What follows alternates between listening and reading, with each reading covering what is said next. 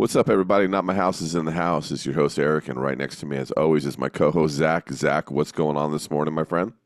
I'm really pumped today. We have another former high school star from the state of Nevada and our first WNBA player. So this one's going to be interesting. I'm really excited for this one. Absolutely. She was a star at Moapa Valley High School, where she won 4 state titles in volleyball and one in basketball, voted Nevada Gatorade Player of the Year in 1999. She had a Hall of Fame college career at New Mexico. She's the school's all-time leader in both career blocks and career field goals. She's also third all-time in scoring, Mountain West Conference Newcomer of the Year, four-time All-Mountain West Conference selection, Mountain West Conference Tournament MVP in 2003. She also had a successful career in the WNBA and WBL overseas and also in coaching. She's also a NWBL All-Star in 2005. Welcome to the show, Jordan Adams Smith. How are you doing today? I'm good. Thank you guys so much for having me. I am so excited to have a Nevada connection and be here and chat with you guys. Awesome. We really do appreciate your time. And man, what a list you have of accomplishments. I was going to run out of breath by the time I got finished with that. Oh, you are so sweet. I'm very blessed and I am so grateful for the opportunities I have for sure. Awesome. So we always like to get to know our guests a little bit before we start talking basketball. You grew up in Overton, Nevada. Can you tell us about your childhood and what it was like growing up in Overton? Yeah, man, we're going back. So I grew up in the Moapa Valley. It's a valley with Overton and Logandale, so I kind of split time growing up between both, but they're basically the same little tiny town. As you can imagine, everybody only knows Las Vegas and Reno, and we're just one of those tiny little towns. But I really enjoyed growing up there. It's just such a small town. I think I mean, at the time I grew up was around 10,000 about population. I don't know what it is now. But it was just a really fun place to grow up because you kind of just grew up with the same people throughout, elementary, middle school, and high school. A really funny story is my husband went back with me to my 20-year class reunion, and there was about 30 of us there. And that kind of core group was kind of the group that kind of grew up all the way through together. And he just kind of laughed because we knew everything about each other. Like, oh, so-and-so's dad coached me in third grade basketball, and this person taught me, and like, how's your mom and dad? Like it was just like really familiar connections. And my husband's like, it's so weird to me. And so, because he grew up in Albuquerque, a little bit bigger city, obviously, and he was just like, it's so cool, but it's just so weird and foreign for me. So for me, it was just a really great connection. And like even to this day, like we all live all over the country now, or like all over the place, and just to look back and see how people are doing, we just have that really close connection. It's almost like a brother and sister. And so I really loved it. I had really great teachers and coaches there that really actually cared about me as a human and not just as a basketball or volleyball player. And that really helped because my parents didn't have a lot. So my mom was like a waitress when I was really young, turned to like, she worked for the school district doing all kinds of odd end jobs, school bus driving, janitorial. And then my dad owned his own local mechanics shop. So we grew up like in an automotive like shop. And so everybody knew my dad as the mechanic in the town. And I grew up just like real dirty. In fact, when I was being recruited, my college coach called me to recruit me, and my mom was like, hold on, she's under a car right now. We'll be right. She'll be right with you. And like, what did I recruit? Like, what is this girl, But I just grew up kind of working on cars with my dad, and, that's just kind of how we grew up. Did you did you start with basketball or volleyball, or did like little league softball or baseball sneak in there first? What was like your first sport? It's a good question. So for those who don't, my biological father is a Canadian. Well, he played professional basketball, but I didn't grow up with him. I grew up with my stepdad. Um, so that's kind of where that comes from. But my parents who raised me aren't athletes. My stepdad who raised me, he's my dad. He's 5'8". And my mom is 5'6". So I was like this weird anomaly. Everybody thought I was adopted. So they weren't like really into sports, and I kind of like, I didn't really think about it much until my third grade teacher was like, you're getting kind of tall. You might want to think about sports, like the typical tall girl story. And I was like, sure, I've got nothing else going on. Let's give this a whirl. And I didn't really, I mean, he brought it up to me. I was awful, but I don't think I really started like on a team until like sixth grade, like kind of like a city league thing. And I mean, I didn't know what a rebound was. I remember being like, I don't know what I'm doing. Like I was awful. I was like just growing super fast. But that's when I started volleyball and basketball kind of. I think I might have started volleyball before, but it was kind of close to the same within that same year. But yeah, it was pretty brutal for a couple of years. I didn't make the sixth grade volleyball team. I got cut from the seventh grade volleyball team. And then I think by eighth grade, I was really falling in love with it. My dad poured like a 15 by 15 cement slab for me out in our property. And I just like started loving it and just going crazy, like practicing all the time. I had a couple cousins that would come and live with us and stay with us. And they're like 6'2" and 6 foot boys. And so I would practice against them out on that slab. But those first couple of years were brutal.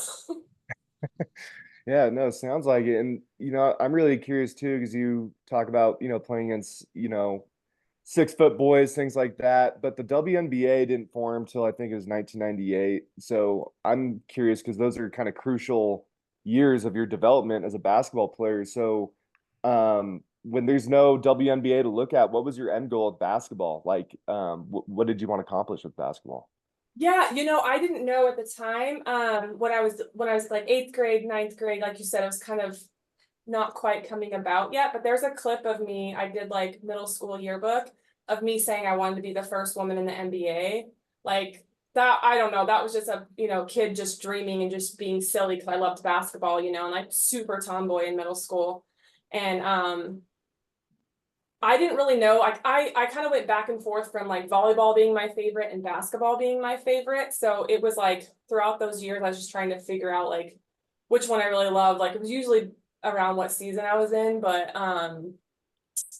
yeah, I guess like in the end, I think I was a better volleyball player, but there wasn't a lot of opportunity. So like as you said, as the WNBA started to come into the picture in the like mid to late 90s, I was like, oh, there's an opportunity for me now in America and not having to leave to go overseas. And that's when my brain really started to like switch gears and be like, okay, maybe I have an opportunity beyond play. And even up until the last minute of like signing, I was trying to decide if I wanted to play both sports or just focus on one and try to like get to that next level. And so that was a really difficult time. And I think the WNBA forming really was a crucial for me in the end of being like, okay, I'm just going to focus on basketball.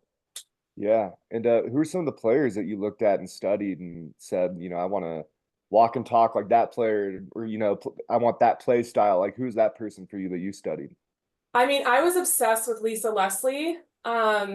I just like she was the it girl at that time, especially in the WNBA, and she was 6'4", so it was actually like a tall woman for me to look up to.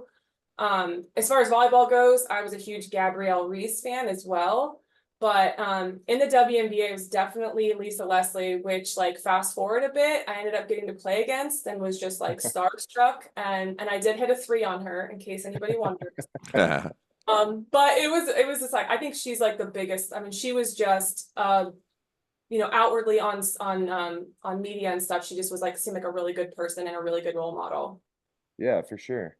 And can you kind of walk us through what it's like at Moapa Valley, like your team, and just kind of paint the picture what your high school career is like, both individually and as a team? Because you obviously had a lot of success, but when did you really start to see that success form? Like, when did you know that you're going to be pretty good at this? Yeah, I would say so. My freshman year was definitely like a huge turning point for me because, like I said, I was cut from teams in middle school and I was starting to do okay in eighth grade, but my freshman year, I was just like, I didn't know what to expect. I didn't know if I was any good. When it came to volleyball was the first taste of success. I can't remember if I made the varsity team or I think I made the JV team and they pulled me up pretty quickly to varsity. At that point I was like 6'1", I want to say. I had a weird growth spurt into high school. And tall, and I think the coach saw something in me that he was like, I just got to bring this girl up. I think she's going to be good. But I barely played my freshman year. But he really took me to that whole nother level. He's just a phenomenal person, a human being. He would work with me on the side constantly on footwork, and again, I would work on the side with my footwork and everything because I just wanted to be able to be there. So that was my little taste of success. And then basketball, I was put right onto varsity, and that was pretty hard because there was a lot of older girls on that team, and I just wasn't as secure in basketball as I was. I wasn't as secure in either one of them, to be honest with you, at that age. Freshman year was pretty tough, but then I really I started to get good. I can't even remember what happened exactly, but I was starting to play a lot, and then I finally starting towards the second part of my freshman year. And one of the seniors who was this is a really good story, actually. One of the seniors, she was just a beautiful human being. She was about 6 feet tall, which still pretty rare in high school sports to have a 6 foot tall player. And she was really good, and she was just, one of their best players. And I ended up taking her spot, and like, bless her heart, like, she was the sweetest human being on the planet. She didn't take it as a slight. She like tried to help me and like really helped nurture me and like, coach me, and wasn't like mean. Cause there was a few kids on that team that didn't like that a freshman came in and took their place, but she really kind of took me under her wing, even though it was her spot that was taken. So yeah, I guess that's kind of when it started to go well. And then, I don't know, it's just kind of all, I think the coaches just saw more in me at that year than I think I was even ready to do yet. Yeah, absolutely. And no, thanks for sharing that story. It's an awesome story and a great message, especially to high school kids who might lose their spot to an up and coming freshman. But we had Ashley Orndorff on a few months ago. I believe you and my sisters both played against her. And do you have any memorable battles against Ashley, or did you have any rivals back when you played? That girl, we literally just messaged the other day. We were catching up the other day. She was phenomenal. She has a different story, of course, starting. She was just phenomenal from day one. She was a force to reckon since her freshman year. She just had a completely different game than me. She was definitely more guard like. So I didn't play with her. I didn't play against her a lot because I was not a guard. I was like a true post. But my goodness, there was so many moments where I'm like, this girl is fast. She's like the same height as me, but she can handle, like, she was bringing the ball up the court. She was unreal. And I was intimidated by her when I first saw her come on this scene. I was like, oh my gosh, this kid. And I was an insecure kid. Hard to believe, but I was insecure all through college. So it was really hard for me to like go against her. But there was one moment where I honestly felt awful. We played her, I think it was her freshman year. She went up for a layup and just got took out by one of our players. It was awful. I think she broke her hand that game. And that is a moment I always remember because I just felt awful for her. She was a phenomenal player, and it was just an awful situation. But yeah, I mean, there's a lot of great moments with Ashley. We played against each other in volleyball and basketball. One of my favorite things was my senior state championship, and obviously she was in that final game against us, right? Yeah. And she came up to me and just gave me a huge hug, and we both laughed because I was better in volleyball, honestly, than I was in basketball, and she was better in basketball than she was volleyball, and we both went to college playing the opposite sports. Yeah, it's I think you stole a state championship from her too, if I remember correctly, in '99. But would you say she was your biggest rival though, or was there somebody else locally that was your toughest cover? She was our biggest rivalry for sure. I mean, my freshman year in basketball, we didn't make it. I think we made it to the first round and got knocked out. It was pretty devastating. But then my sophomore and junior year, we got second place to them. So it was awful. It was year after year getting second place to them. And then my senior year, finally being able to actually grab a win was pretty awesome. Let me ask you this. I'm just curious because I know like a lot of boys, when I played basketball, I played football and basketball, but a lot of my friends that played football played wrestling. Not a lot of them played basketball. Did a lot of you girls play volleyball that played basketball? And was this something that really helped develop, like, kind of one of those things where it helped develop your basketball game, on the volleyball court? Yeah, that's such a great question. It's something that I always talk about. So, yes, I would say there was probably, I mean, if there's a 10-person team, there was probably 7 of us that had played both sports. So for the most part, most of us played both. And in a small town, as you can imagine, there's not a lot of athletes running around, so they're definitely utilizing them. But my goodness, I absolutely do believe that volleyball helps so much with basketball and basketball with volleyball. They're definitely different sports. I know volleyball being more like, fast twitch muscles, and basketball being a little bit more, obviously needing to run and have more cardio. For me in particular, the jumping and timing aspect was huge. Obviously, I ended up becoming the #1 shot blocker for the University of New Mexico, men and women. And I always attribute that to being a really good volleyball player and having my timing down with blocking. And I had a coach that really worked with me, assistant coach. He passed away a couple of years ago. He's an awesome man, but Bob Jones, he really took a lot of time with me on working on, because he was the assistant coach in volleyball and basketball. And so he would work on me with timing on volleyball, but also translating that into basketball and making sure, like, it's really flashy to go up and just swat someone's shot out of the air, and that's amazing, but that gets you into foul trouble a lot, right? So he spent a lot of time on really focusing on me jumping straight up to the ball instead of coming down. So a lot of my shot blocks are just up here, not super flashy. I would get petty sometimes and I'd swat some out, but for the most part, I did my best to keep my hands straight up like he taught me, and I think that has a lot to do with volleyball. Oh, 100%, because you obviously can't cross over the net in volleyball, so you have to block straight up. And if you translate that to basketball, like you said, you stay out of foul trouble. I was just curious about that. I played a little volleyball, but mine was in the Jersey Shore on sand, which is a whole different experience too. I'm sure you played on sand before, right? Sand is a whole other experience. I did start Yep. playing it as an adult, and holy crap, it's so different. It's It's so different. so much more fun as an adult, honestly, with all my like body pain now. I actually play in an adult league now just because I can't get on court anymore with all of my injuries and stuff. So yeah, Yeah. totally different. Let me ask you this. We have a lot of people on that played AAU basketball, and we always get mixed responses. Did you end up playing in the AAU circuit? And if so, what was your experience like in the AAU? Do you feel like it helped you if you did play? And how do you feel like it's evolved? Yeah, that's another great question.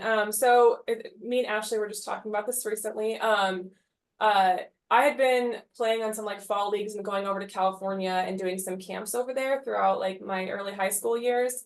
And I ended up getting recruited by a California club team. And my parents, again, didn't have a lot of money. So we had a couple different options, but we had the club doesn't exist anymore. I can't even remember the name of it now, but I had another amazing club basketball coach over there. My parents basically had to choose. I had to do volleyball club one summer, basketball club, AAU the next summer, because again, we didn't have a lot of money and I didn't know at that time what sport I wanted to play in college. And so sophomore year, I went over, I had a club team in Vegas I played for that summer, and it was amazing. Got tons of great offers from that. And then my junior year, I played club basketball AAU in California. And obviously that's a whole nother level from playing at Moapa in high school. It just was so much quicker. I'm really glad I played AAU, because just the next level up before you get to college, I think college would have really been difficult for me had I not played AAU. Just having to step up with better players. I was in California playing against like Diana Taurasi and in that club Oh, circuit. nice. Like you're just playing against the best players and you're playing in the best tournaments. Our team, I believe it was the DC tournament. We got second place in the national DC tournament. Our club team was really good. We had a lot, I think almost every single one of us got Division I scholarships from that team. So I definitely wasn't the best player on that team, but it helped me step up and be prepared for college, because freshman year was, even still after doing that, it was still there were moments when I was doing preseason conditioning where I was like, I thought I signed up for basketball. I don't know why. Like, what is this? Like, this is Sure. wild. Let me ask you this. So you're talking a little bit about, all the girls getting D1 scholarships. You're really good at volleyball too. What was your recruiting process like? I mean, were you deciding between volleyball and basketball at that time, or were you just thinking, whatever the best school that comes by, whatever they offer is what I'm going to go direction wise, or were you thinking about trying to play both? Did you have a lot of offers? Give the Yeah. listeners an idea of what you were looking at. Yeah, good questions. It was a really difficult time for me. That there was like between my sophomore year and junior year of high school, I didn't know what I wanted to do. I loved volleyball so much, and even to this day, it's surprising for people to know volleyball is my true love. Like I just love it so much. It's just a fun sport.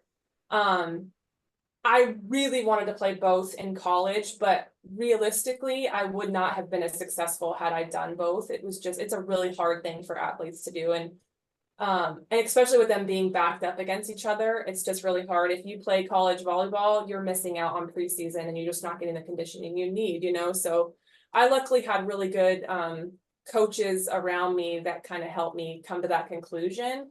But it was a really hard decision. Yeah, I don't know. I kind of lost my train of thought on that one because it kind of takes me back. Like, it was a really difficult time because I just didn't really know. So I just had people around me being like, okay, do you want to focus on one? And, there is the WNBA now, so you need to kind of, pick one and focus on that and try to get there. Yeah, and I'd say it worked out because you had a phenomenal career over in New Mexico. You made it to the NCAA tournament your last 2 years, and I think that's every college kid's dream is to play in the NCAA tournament. You didn't play very nervous though when I looked at some of your stats. I mean, you had 27 against Miami, never scored less than 19 from all the box scores that I saw. So can you share what your NCAA tournament experience was like from finding out who you're going to play, a little time to prepare for the opponent, the roller coaster of emotions? Like, what do you remember from that run? I just got chills thinking about it because you just took me back on memory lane. It was amazing. It was amazing senior year. A lot of things came accumulated to that point, right?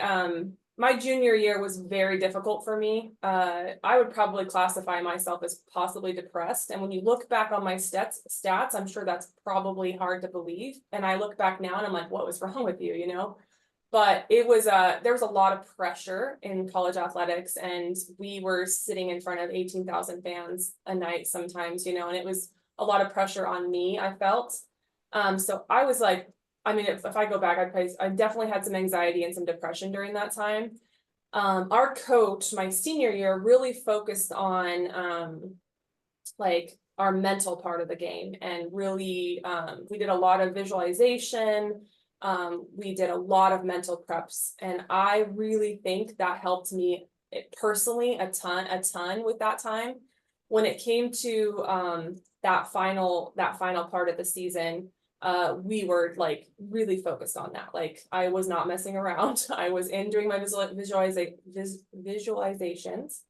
Yeah, it was super exciting time. I just remember being super focused. And so like we knew we did well, and we finally won the conference tournament, and we just didn't know what they were going to do because we were a smaller conference. We weren't sure where we are going to get placed. And so when we got placed as I think it was number 6 seed, right? 8, 6, 8.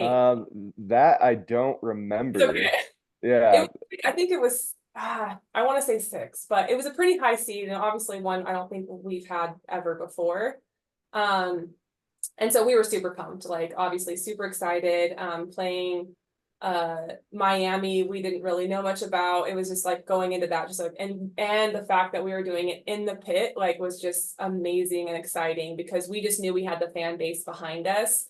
I want to say that year we had like 6 games that were sold out for a women's basketball game, which was just kept getting more and more exciting. So the only thing I remember about the Miami game was I had 27 points. I didn't remember that until the end, but I missed some crucial free throws. If I don't know if you saw that.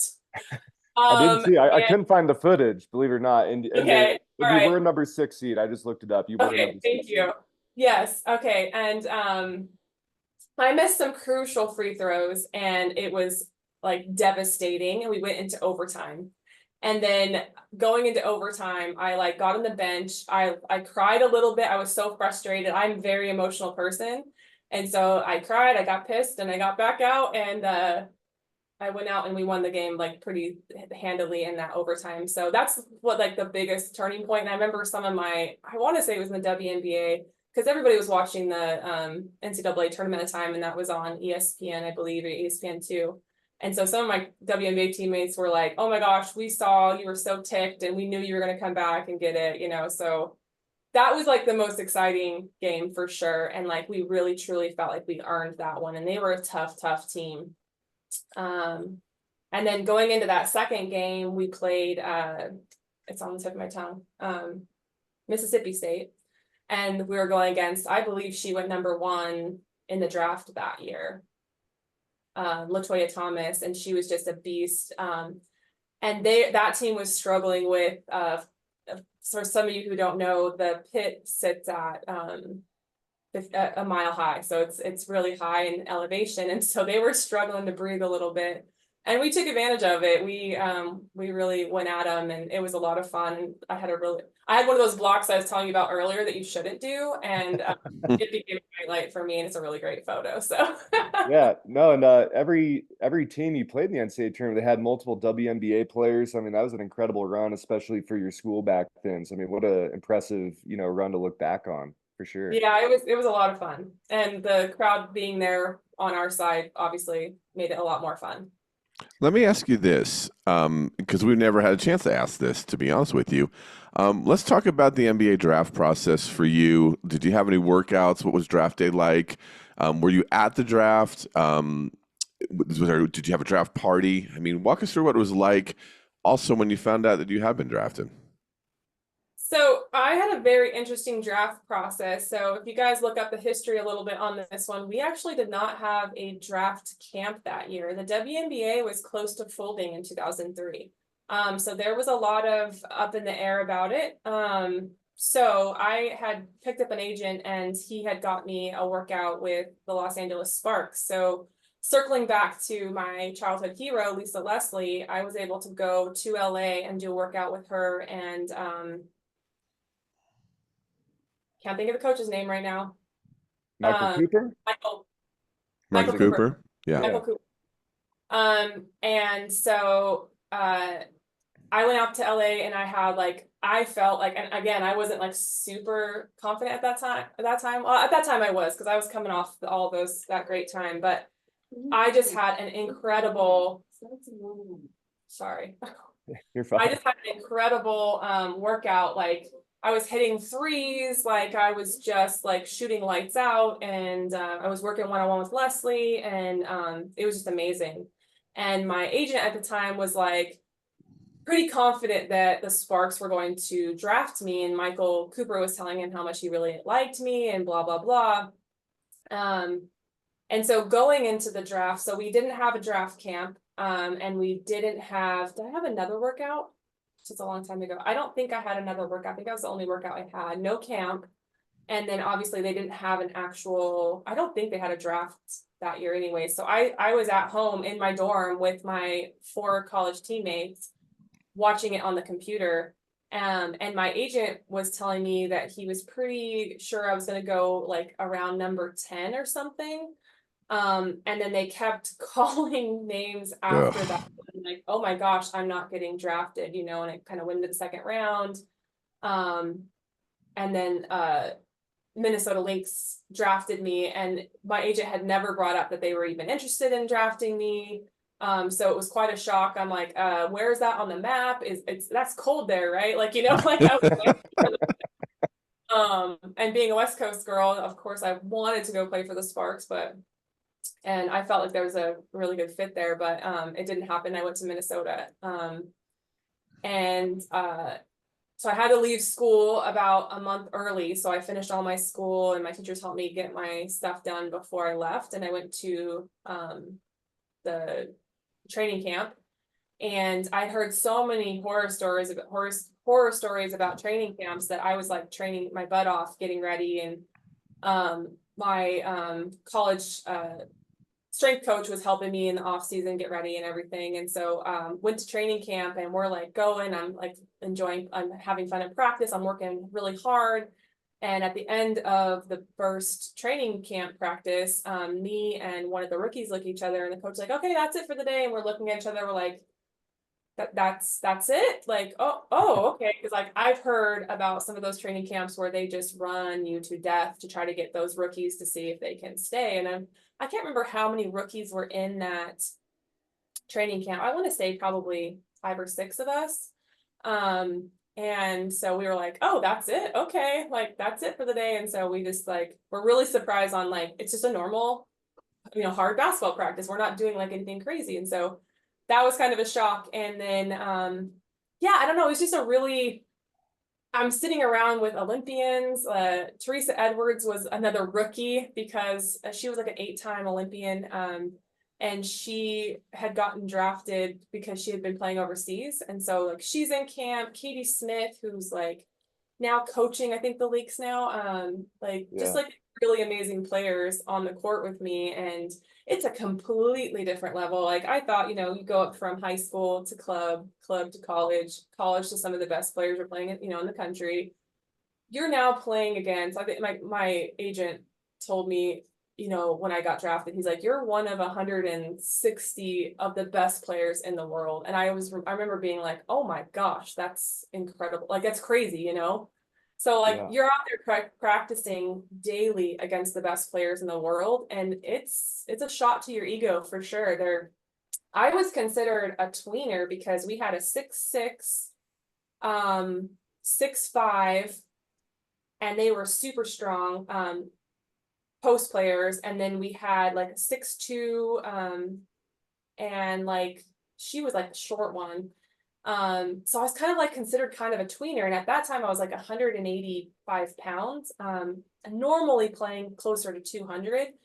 So I was not able to physically hold my own against those big strong post players, and so then I'm like not quick enough to play like a 4, and then they tried me at the 3 because I could shoot really well. It was just they were really trying to figure out what to do with me at that time. And so that was kind of a struggle. And I just didn't feel like I kind of fit in that whole environment. Yeah. Can I ask you a quick question? I'm sorry, Zach, I don't mean to interrupt. I just think this would be kind of interesting. So the girls that are playing that are 6'6", 6'5", and you're saying you played at like 200 pounds, what were they weighing? Like, these girls that were, that you were feeling were a lot tougher in the post, like stronger in the post than you. What were they weighing at that point? It's really hard to like say weight. Michelle Van Gorp was the player on the team. She was just like pure muscle. I don't know what her weight is because weight can be so hard to understand, and especially with height. So I don't know. Like they weren't like thick, but they were just super strong, and I just was not that kind of a body type. Sure. I don't know their weights. Yeah, well, when you're going up against these big, strong players like you're talking about, I love asking this question to our NBA players. So this will be interesting to ask you, but what was your welcome to the WNBA moment? Like, who was that first girl that you went up against that just kicked your ass to where you're thinking like, whoa, this is a different level? So, I mean, pretty much everyone, but the moment that's sticking out in my mind right now was Margot Diedick. Do you guys remember Margot Diedick? Oh yeah, I do. Yeah, for sure. 7'2". Yeah. She was close to 7 feet. I actually met her sisters who were like 6'6". Like they just had a really tall family. She's passed away, unfortunately, but I was like, I thought I was always that one who was like up there in the trees, like, come on, come into my house kind of thing. And she was like, nobody could come in the paint because her wingspan alone. Like I was just like, I don't even know what to do with her. Like she was just, that was like, this is a whole nother level. Yeah. No, that's a name drop. I love that you dropped that name for sure. I haven't thought about that name in a very long time. Yeah. Did you have any rookie duties? Like, was there any rookie hazing that happened in the WNBA? Like, were you having to go get Katie Smith's morning coffee, anything like that? No, there was nothing like that. They were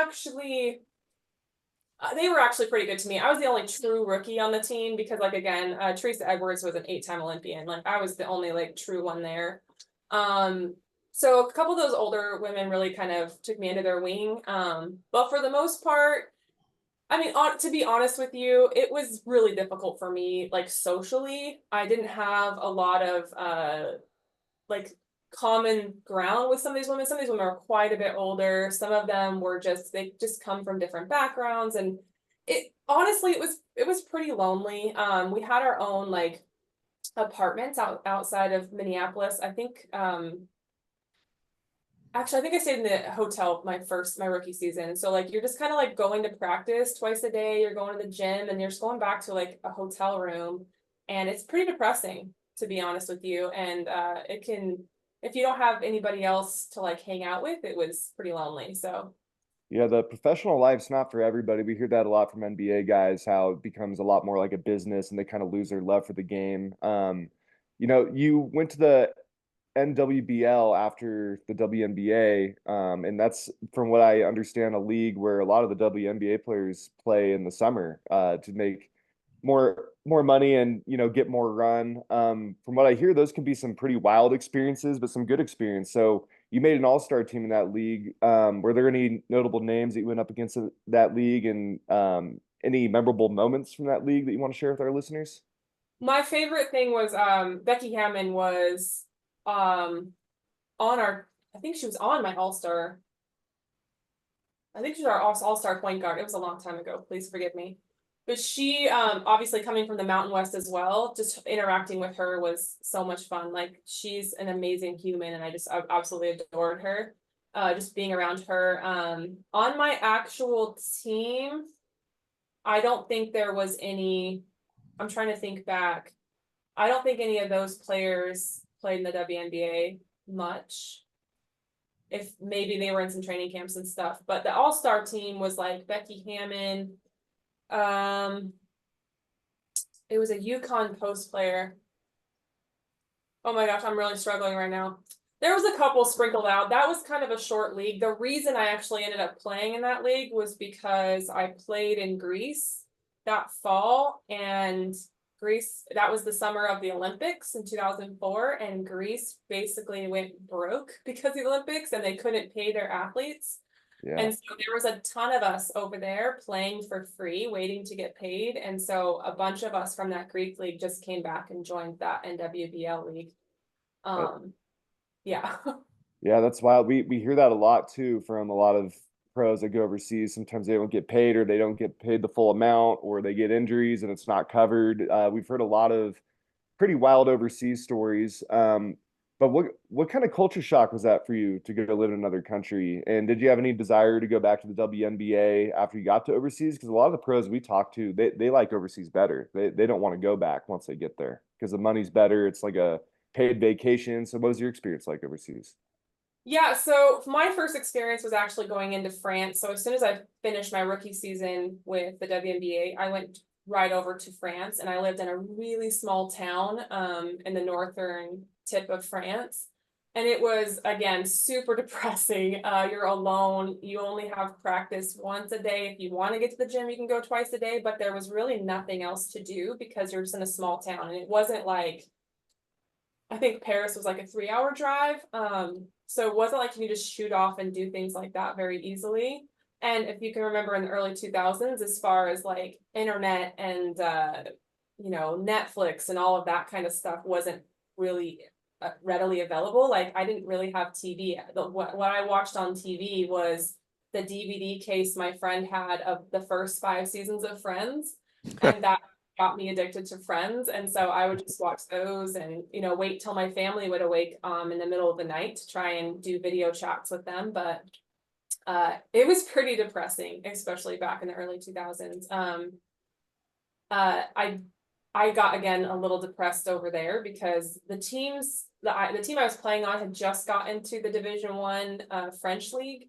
And so we were by far the worst team, and our point guards were like 16 years old. As you can imagine, as a post player, I kind of need a good point guard. Yeah. So it was really frustrating. I didn't speak French. My assistant coach tried to speak English, and then my other American teammate, she could kind of understand French because she had taken French and stuff before. And then so she can kind of understand it. So it was just really difficult to like not understand what they wanted from you. And you kind of watch like the Love and Basketball stuff, and it's a lot like that. Like you're just kind of sitting there waiting for someone to be like, oh, just go put the ball in the hoop. And it was a different kind of basketball experience than what I'm used to. Mine was all about like I needed a team developed. I was never the one that was going to take the ball from the 3-point line and juke everybody and go to the hoop. You know, I kind of needed a system around me. And so that was really difficult. And then my second season, I played like I said in Greece, and I just wasn't getting paid. The first team I went to tried to change. I loved the coach, and then they tried to change my contract after I'd already been there. Tried to basically split my salary in half because I had an injury that I was healing. And so then my agent was like, no, we're going to put you on a different team. So they sent me to a different team. And then the different team was so much more like toxic. The coach was awful. Like he was mean. He ended up getting fired, like, I don't know, like several weeks into me playing there. And I still wasn't getting paid. It was kind of a nightmare, to be honest with you. A lot of crazy things happened. My coach, the new coach that came on, like low key fell in love with me, and it was really awkward and weird. And so I finally just like literally skipped town at Christmas and just never wanted to come back. And my parents were like, you don't have to go if you don't want to. It was awful. And then that's when I came back and played in the NWBL, and that was just like it was, you know, didn't pay a lot, but it was just kind of getting you, you know, playing against, you know, obviously other WNBA players and just in America again. But it was getting really difficult. I think I wanted to play the WNBA, but at that point I was so jaded on the whole experience. I was pretty down on it. Yeah, for sure. And I mean, you listed a couple wild experiences overseas, and this is probably my favorite question because we always hear something crazy, but out of all your years playing in a different country, you know, we hear about people heating up coins, throwing it at players, and just like how obnoxious the fans can be, or just, you know, different culture living in another country. So for you, what was your wildest experience living overseas? My wildest experience. I mean, I hate bringing up this story, but I think it's probably a good one to talk about with female athletes is when you have a coach that's being inappropriate with you, it makes it really difficult to perform. And so that's someone who you like need to coach you and to lead you. And that was a really difficult situation because I didn't know what to do. I felt uncomfortable. I couldn't perform anymore. And so that was my craziest experience. And honestly, probably the downfall of my professional career. I was just kind of done after that point. I was ready to pull up, just be done with it all. And then right after that is when I made Team Canada. And I'm not sure if you guys know that I played for Canada for about 5 years, which helped end my career on a good note. That's good. I'm glad that happened too. And let me ask you this too, because Ashley's story was really intense when we talked to her. Was that the first time that happened to you, or had that happened to you before in your career also with a coach being inappropriate? Because, you know, on the guy side, we don't really see or hear about that. But for, you know, women, and especially if you have, even if you have a female coach, right? A female coach could be inappropriate also. Did you experience that before then? Or was that the first time you did? No, I had another experience in a different, I won't go into details. I did have another experience where I was just kind of getting jaded with the whole thing. But in high school, I was very lucky. And Ashley and I have talked in depth about her experience, and it's very sad. And I have heard other friends who've had similar experiences, again, with a female coach as well. So again, it can happen either way, right? But I had like, it happened a couple times in the professional world, which is really sad because it's, especially overseas, it's hard to deal with. Then I come back to America and I kind of had a similar situation in America, and I was just like, okay, I'm kind of done with this whole thing. Like, I just feel like it's just an unsafe environment for me as a woman, and it was getting too much. So yeah, it's as a mother of 2 little girls who is going to be hopefully I'll have at least one athlete out of the 2 of them. I'm just very watchful, and I told Ashley this the other day, like, I will, if my kids do play AAU club sports, I will be at every event. They're not going to be put in that situation. It's just a scary world, and unfortunately, I don't know if it's changed much. You're always hearing about, you know, this stuff, and when you have little kids being taken away to go play at these tournaments all across the country, their parents can't always go with them, so they're just kind of put in vulnerable situations, and it's made me more aware of it as a mother, and it won't happen to it better not happen to my kids. Yeah, and your experiences are so valuable too, and that's why we do this podcast is to get, everybody's experiences and, kind of teach the younger players coming up about what to expect in the basketball world. And, with all your experiences, it must have been pretty special to go back and coach, for Moapa Valley, I'm assuming. What got you into coaching? Did you always know that you wanted to coach? And what do you love most about it? Yeah, so I didn't know what I wanted to be as a kid. You look around the small town and the most, the people everybody look up to the most are your teachers, right? So I was like, oh, I want to be a teacher. I want to be like them. I like, so I always wanted to be a teacher, and, coach kids as well.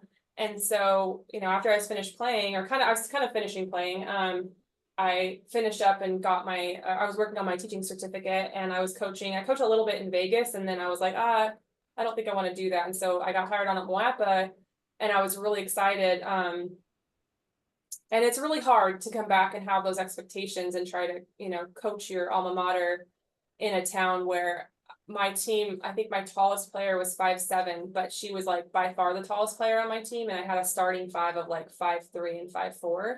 Oh, wow. And so it was a pretty quick learning curve. I look back on those times now and think I was tough on those kids. A lot of them really like they wanted that toughness and they wanted that next level of coaching. And sometimes I think I wish I would have been a little bit more vulnerable with them and understanding. It was I was 25, I think, when I was coaching there, so super young, and it was an interesting experience. But I think I wanted to be at a higher level coaching and really push kids to like go beyond themselves. And so I reached out to my college coach and asked him if he knew of any, situations where I could go. And he was like, well, actually, come over here. And so he brought me onto his coaching staff and I learned a lot. And it's actually one of my favorite jobs I've ever had. I was able to see my college coach from a different perspective. And I was like the team mom at the time. And like, I just really loved being around the athletes and like helping them as individuals and as humans. And I really, really enjoyed the relationships of the college atmosphere. So that was like my favorite thing, and just to be around them and help them. Yeah, for sure. And, I coach high school basketball as well, and I understand the struggles. My first year, we were one of the 10 worst teams in the state. And, it's the journey that I love so much about it is teaching them, like you said, kind of they want that hard coaching. And there's a fine line of how to manage that. And, you've also coached at the college level, as you talked about, and coach to coach. I feel like we all need to go through our struggles to find yourself as a coach. For you, what was your biggest obstacle? Like, what was that big learning moment for you as a coach that made you find yourself as a coach? Yeah, I think it was for me, I think I was always being told to be tougher. I'm kind of a people pleaser. I'm kind of a want to make friends with everybody kind of person. And I think I tried to always combat that with trying to be tough sometimes, and it wasn't a natural position for me to be. Um, and so that was really difficult for me. I think that was the biggest thing, is like trying to find that balance of being like tough on a kid, but also letting them know that I love them and care about them. I think it's really important as a coach to, you can't come in and be like super tough right away, right? Like they don't know you, they don't trust you. That's not going to happen, right? Like you have to come in and build that trust first, and then you can start to be tougher and tougher on them. And they're going to welcome that toughness when they know that you actually care about them. And that's something that, I worked for a couple different coaches, and one of the coaches taught me like literally the way not to be. And I went from that to like seeing coaches that like really care and want to like do everything that's right for the kid, but maybe they're not tough enough on the kids, so it's like finding that balance as a coach was for me a really difficult thing to get to. But I think there at the end, especially at Pepperdine, I think I found a real good balance of like them trusting me and loving me and knowing that when I am tough on them, that if they would take in that information. You have two younger kids like you were talking about, so I know coaching with kids has got to be so much more difficult. Do you have any desire to get back into coaching, or? uh I don't, because of the lifestyle. It's a really hard lifestyle to coach and just kind of be enthralled in that, as you guys know. Especially at the college level, that was just, it was too much. I had a baby and I was on a 2-week road trip right after it. So I don't have any desire to do that. Now, I probably will end up coaching my daughters as they start to get older. Right now, I'm trying to stay away from it. They're in 3rd and 5th grade, and both playing volleyball and basketball. They're actually starting here in a couple of weeks, and they don't take coaching from mom very well. And one day I was like, you guys do realize this is what I did for a living, right? Like, so I'm trying to just step back and be a parent. And my oldest is starting to welcome my coaching a lot more. I think she really is starting to understand, like, she doesn't do this to my face, but she does brag about me to her friends at school, which makes me feel good when I hear about it. But she's starting to like be more receptive, welcome the coaching from me, whereas before it's like, just mom, you don't know what you're talking about. It's funny. I go through that with my kid. I'm a musician, and he kicks around the idea of wanting to play guitar and whatnot. And I've always had friends who had like really good parents who were musicians that didn't teach them, like actually sent them somewhere else to be taught because of that reason you're talking about. It's like, oh, you don't know what you're talking about. It's like I brought my kid to basketball. Me and Zach play morning basketball together, and I brought him because I wanted him to see dad play a little bit, so he'd listen to dad a little bit more when it comes to basketball, because he never sees dad play. So it's kind of an interesting thing. Let's talk about the elevated closet. How did that start, and what do you want our listeners to know about it?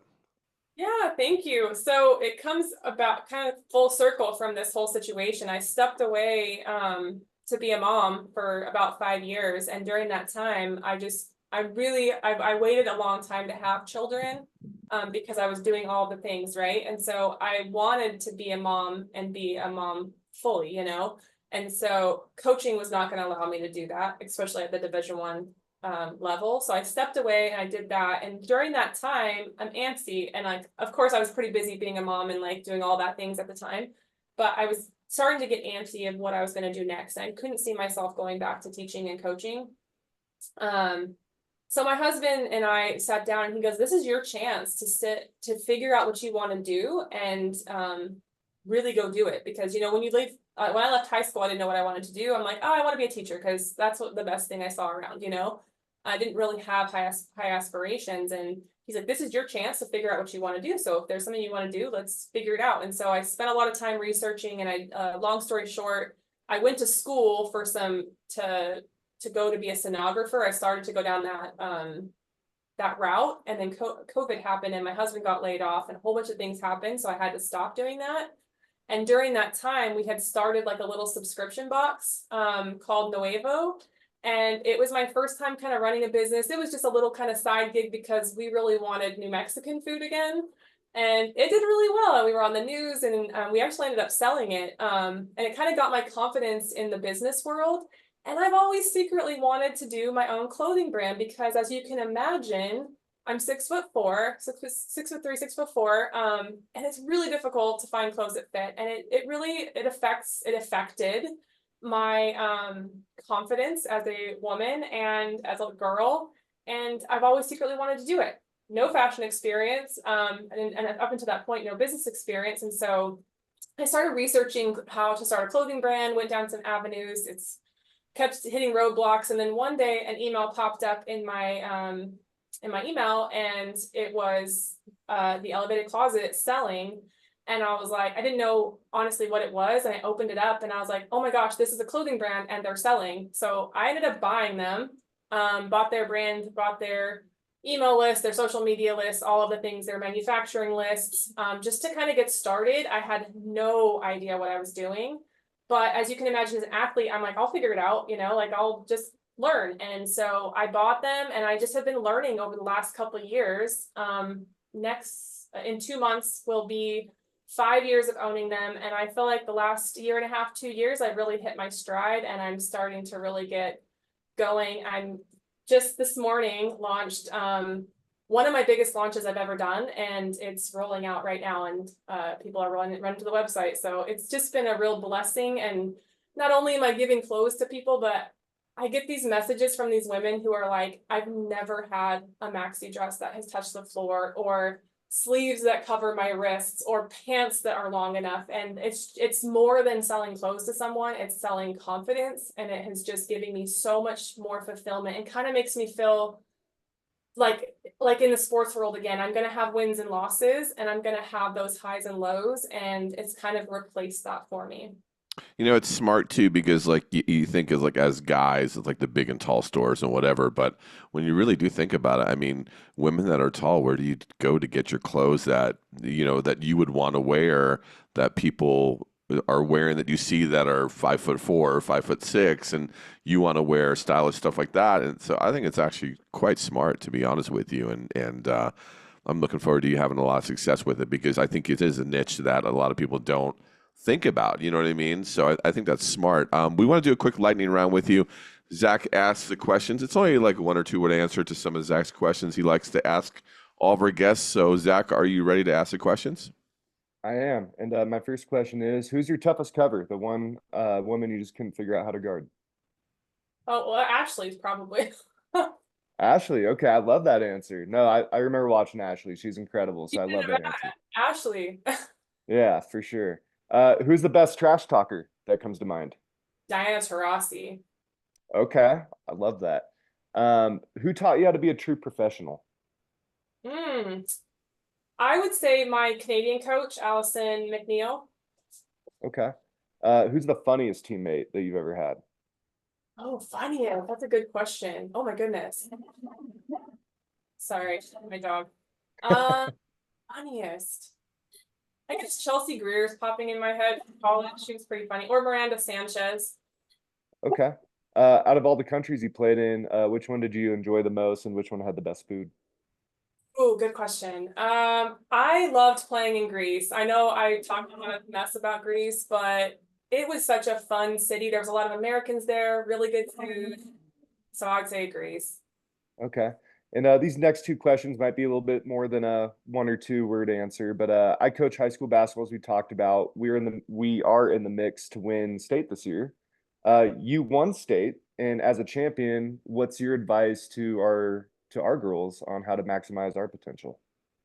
I love that question. And I would say it's all about the mental side of the game, right? So make sure you're mentally prepped, make sure you are focused, fed well, and you're only focused on that and nothing else. I really, really say to a lot of young athletes, I think visualization is one of the biggest tools that you can ever utilize. And if you can figure out how to do that, I think it's going to help you so much. No, I love that. I'm soaking in all the information I can to try to maximize. So I appreciate that. And my final question, we ask everybody this. I mean, you've won a state championship, you've played in the NCAA tournament, WNBA overseas. What's your favorite basketball memory? If you had to pick just one, what's that one that always pops in your head? Um, I think it was my final moment in the pit. I'm not gonna cry thinking about it. All the fans started chanting my name as my talking on ESPN in front of them, and it was, I think it was maybe right when we were going to Sweet 16. I was just like really proud of everybody, and it just made me really proud that I got to that moment, and like that we were able to do it for the fans and for ourselves. Yeah, that's awesome. That's really, really cool. Let's get to the ad and promote part of the show. What would you like to promote before we let you out of here? Yeah, if there's any tall girls listening, or if there's anyone who knows a tall girl, there's always someone who knows a tall girl. Please let them know about the Elevated Closet. It's elevatedcloset.com or at Elevated Closet on social media. I'm pretty big on TikTok, so. Nice. Very, very cool. Yeah, so we'll put that in the show notes for sure. And before we let you go, I'd like to say thanks for being so generous with your time, and I got to learn a lot today, which was really cool. And before we let you go, Zach, is there anything you'd like to add? Yeah, I have two tall sisters, both over 6'1", so they will definitely be checking out the Elevated Closet. So on top of that, though, thanks so much for coming on. It's always a pleasure when we get former athletes on, especially somebody that played in Nevada. So the Nevada connection was a lot of fun today, and the mutual connections with Ashley. I just enjoyed every bit of it. So we just can't thank you enough. Thank you so much. I really appreciate you guys. Awesome. Thanks again. And we appreciate it. Enjoy your weekend. You too. Well, that was a super fun episode.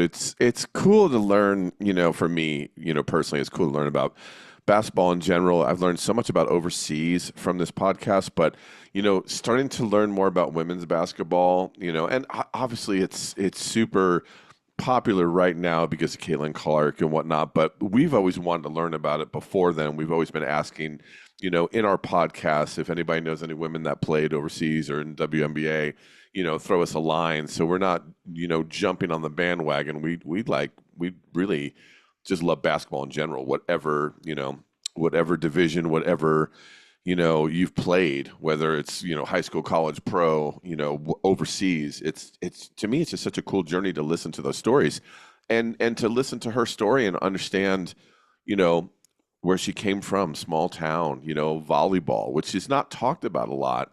But the shot blocking aspect of it, I thought about that during the conversation.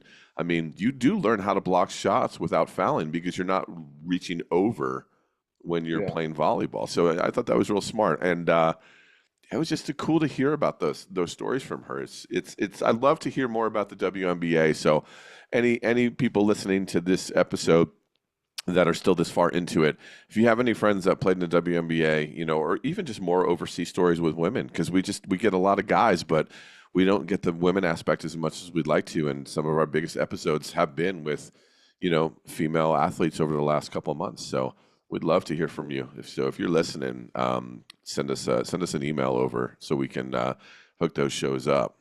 Yeah, and you're right on that. I mean, the Ashley Orndorff episode is one of our most viewed episodes of all time, and it's one of our newer ones. So I mean, it's pretty amazing how much traction that one's gotten. But and I love that you bring up the multi sports, because I make all of our players play tennis because it's right before basketball season. That lateral movement, it makes them so good defending, because we play that full court man to man. That's what we're known for. So that tennis is kind of their preseason conditioning for that hand-eye coordination, side-to-side movement, and it's no different than volleyball, where you're jumping up, learning how to block shots. It's great conditioning. So I love when other athletes try other sports. It's important. And like you bring up tennis, I mean, I played tennis a short time in my life, and you're so correct about those movements. I mean, it's almost like you don't want your players playing track or cross country. You'd rather have them play a sport like tennis.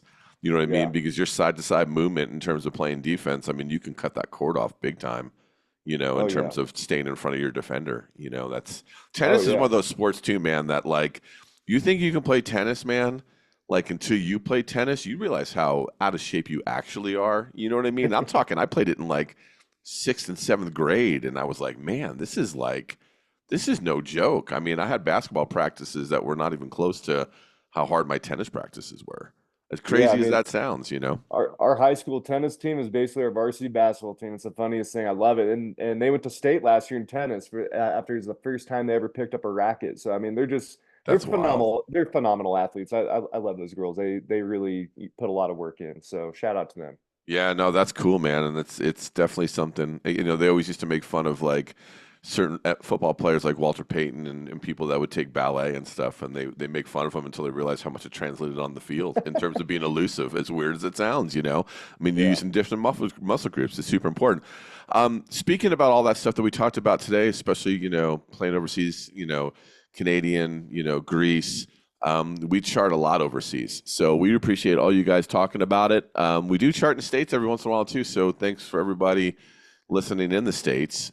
We do really appreciate that. Spread the word of mouth, sending texts.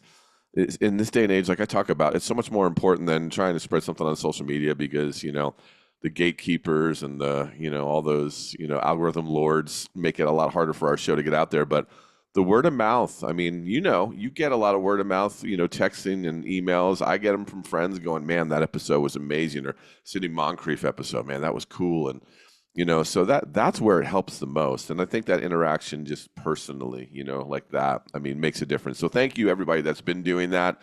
We see the numbers, we see the charts, and we really do appreciate it. And I always want to thank you guys at the end of every show for that, because without you guys, and I know it sounds corny to say this, but without you guys, there really is no podcast. I mean, I think we'd still do it anyway, because, we enjoy talking to people, that played the sport that we love.